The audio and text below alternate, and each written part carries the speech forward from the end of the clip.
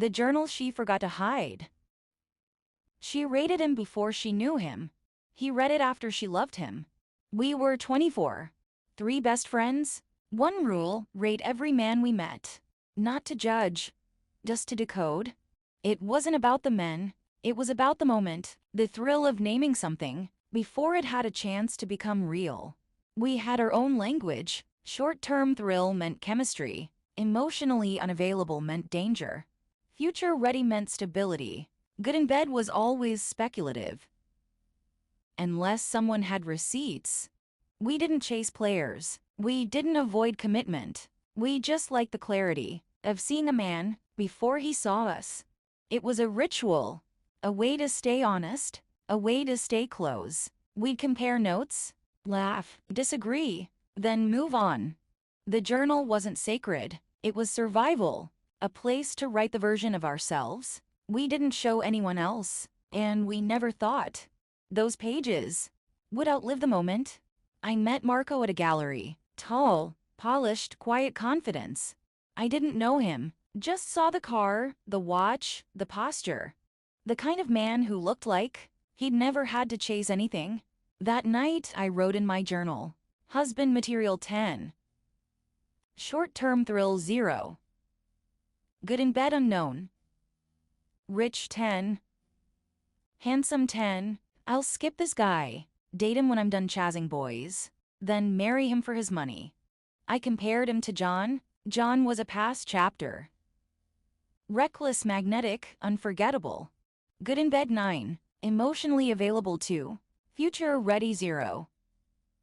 I wrote, Marco can't compare to John in performance. But he's rich, and rich makes up for rhythm. My friends added their own notes. Same tone, same shorthand. It was never a plan, just a snapshot of who we were. Before we knew better, we didn't act on the ratings. We didn't chase thrill. We just tried to name the feeling before it named us. And none of us thought those pages would ever be read by the men we eventually chose. Marco called, not aggressively, just consistently. He asked about the gallery, then about my favorite artist, then about the coffee shop I mentioned in passing. He listened. He remembered. He waited. I was surprised, not because he was charming, but because he was patient. He didn't flirt, didn't rush, just showed up like someone who didn't need to prove anything.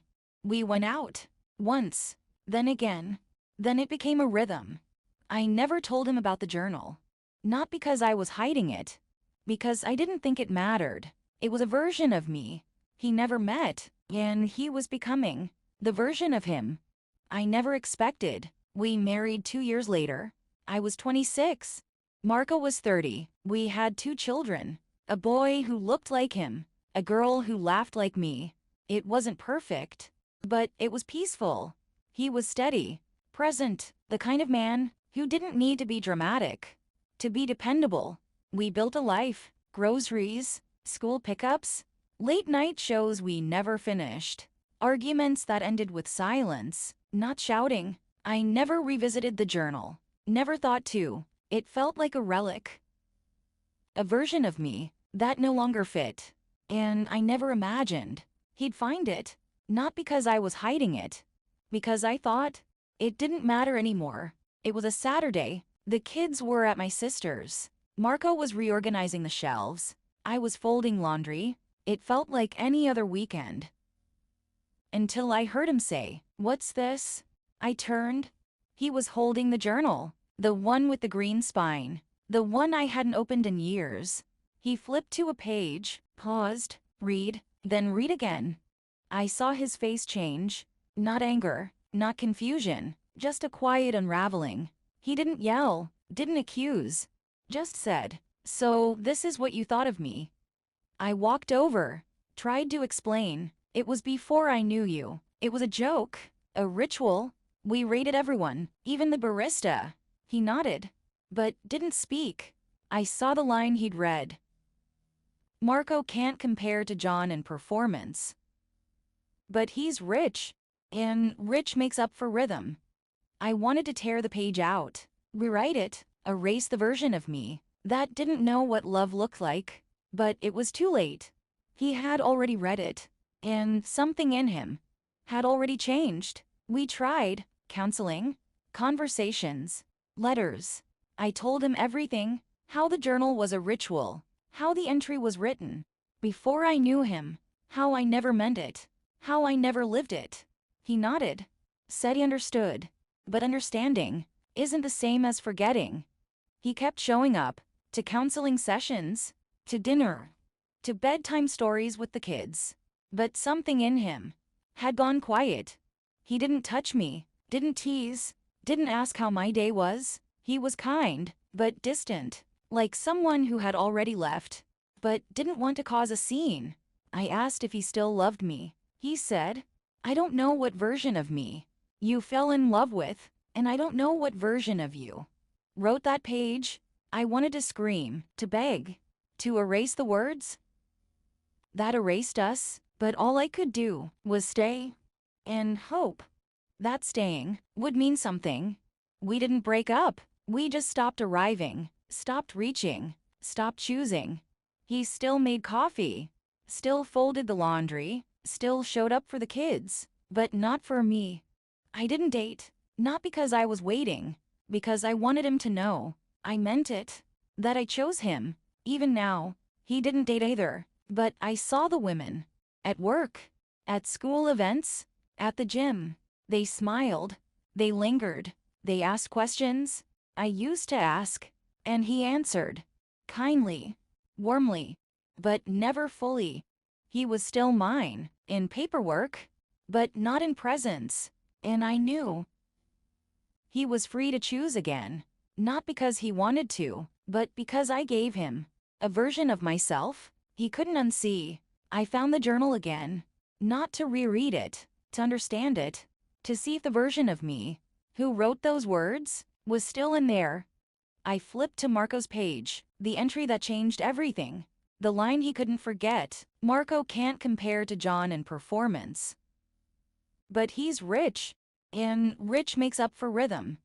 I wanted to scream at that girl, shake her, tell her that rhythm fades, that money doesn't hold you when you're falling apart, that the man she joked about would become the father who never missed a recital. I watched Marco with the kids, the way he tied our son's shoes, the way he carried our daughter when she pretended to sleep, just to be held, and I knew I hadn't just lost a husband, I'd lost the man who made fatherhood look like grace. I didn't cry, not then. I just sat with it, the weight of a sentence, written in jest, but paid for in years. I tried again, not with apologies, with presence, with memory. I made his favorite dinner, the one he used to request. After long days, I played the playlist we built together, the one that started with Bon Iver and ended with silence. I wrote him a letter, not to explain, just to remind, of the version of me he helped shape, of the version of him I never rated, because I never needed to.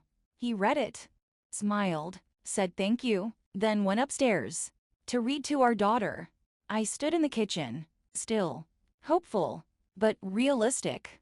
He hadn't left, but he hadn't returned either. And I realized some wounds don't bleed, they echo. I stayed single, not as punishment, as proof that I meant it, that I chose him, not for money, not for rhythm, not for the version I wrote. Before I knew what love felt like, I chose him because he was kind when I wasn't, patient when I was reckless, present when I was still performing absence. He didn't come back, not fully, but he didn't leave either. He stayed for the kids, for the rhythm of routine, for the version of us that still worked, in silence. Sometimes I see him at school events, still handsome, still quiet, still the man I rated wrong, but loved right. And I wonder if he ever rereads that page, if he ever sees the woman I became after the words